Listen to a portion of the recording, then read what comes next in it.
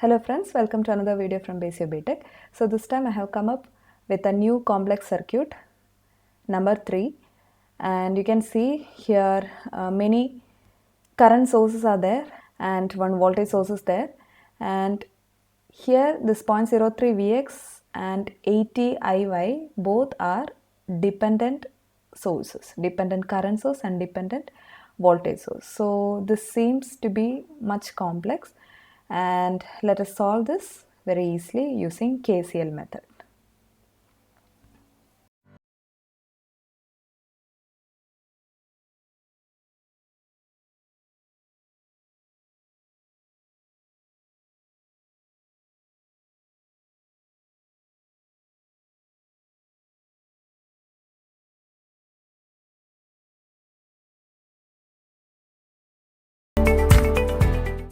So to start with, let us identify the nodes first. Here it is V1 and here it is V2, right?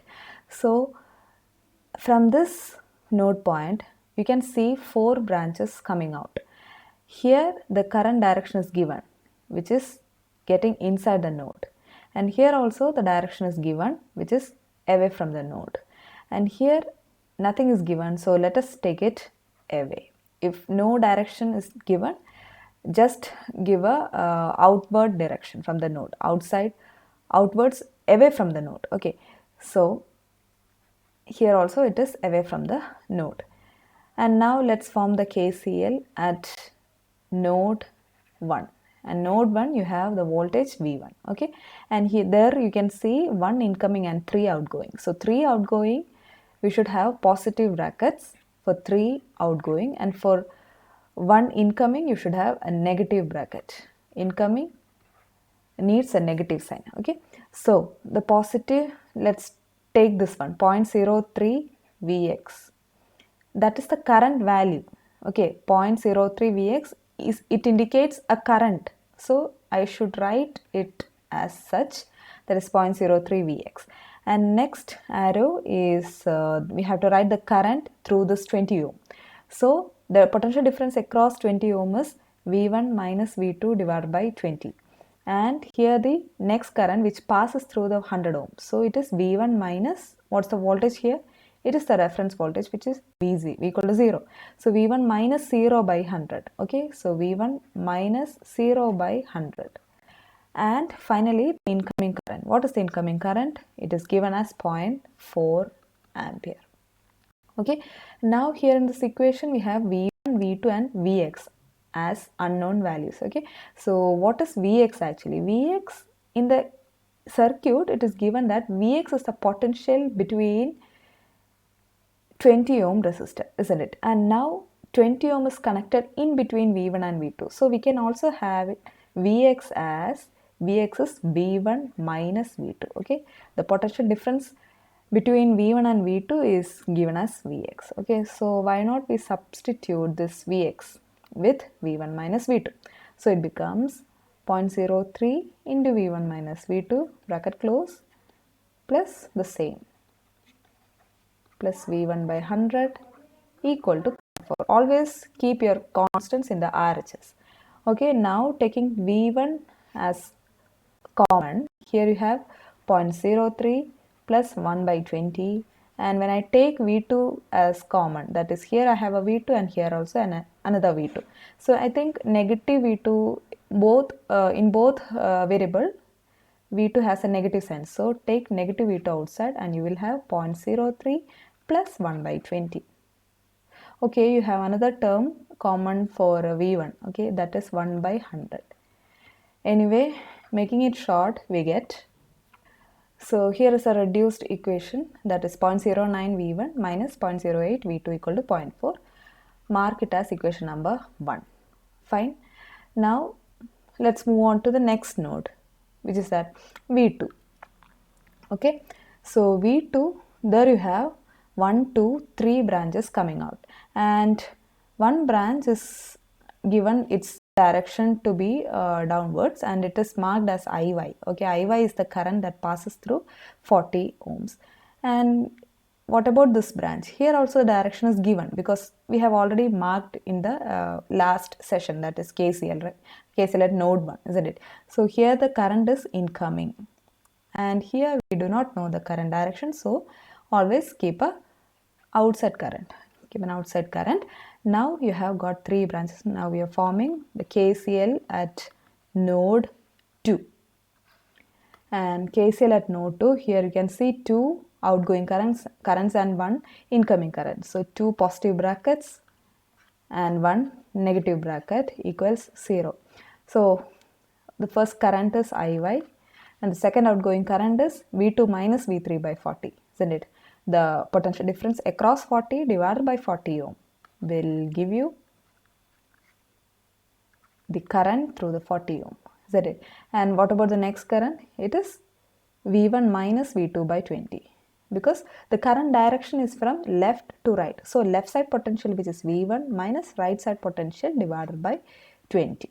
Okay, now in this equation you have V1, V2, V3 and IY, isn't it? IY as the unknowns. IY, V3 are 2 extra unknowns you have.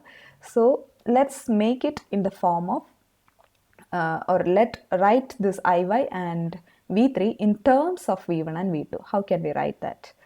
IY is the current through the 40 ohm, and what's the potential across this 40 ohm? It is V2 minus 0.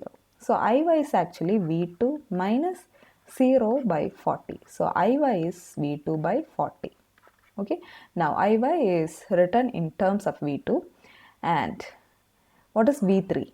V3 is over here. V3 is the potential at this end, isn't it? And V3 to this reference, you can see there is a voltage source connected, which is 80 IY. So actually V3 minus V0 is 80 IY. Actually this 80 IY indicates the potential difference between V3 and the reference node. So we have V3 minus the reference voltage, which is 0, is equal to 80 IY, and IY is already taken as V2 by 40. So it is 80 into V2 by 40, that is 2V2. Okay. So again V3 is converted into V1, V2 terms. Anyway, so let's substitute the whole, I mean the IY and V3 to our main equation. Okay, so IY, what is IY? It is V2 by 40 plus V2 minus, what is V3? It is 2V2 divided by 40 minus V1 minus V2 inside the brackets is equal, divided by 20 equals 0. Okay, now the complete equation has been converted to simple V1 and V2, isn't it? So I'm going to take the common, no, there is no common V1 terms. So only one term associated with this V1 is negative V1 by 20. And we have many V2 terms, isn't it? 1, 2, 3 and 4 V2 terms are coming there. So V2 is taken outside, and inside we will have 1 by 40. And what about this? It is actually okay, 1 by 40, and this is negative 2 by 40. We could have cut short in this part itself. Anyway, let's proceed. And negative of negative V2, it is positive. So positive 1 by 20 equal to 0. There is no constant available, isn't it? So it is negative V1 by 20 plus, making it short, we have 1 plus 1, 2 by 40 minus 2 by 40, it is 0, and 1 by 20 equal to 0. That is, we will have negative 0.05 V1 plus 0.05 V2 equal to 0.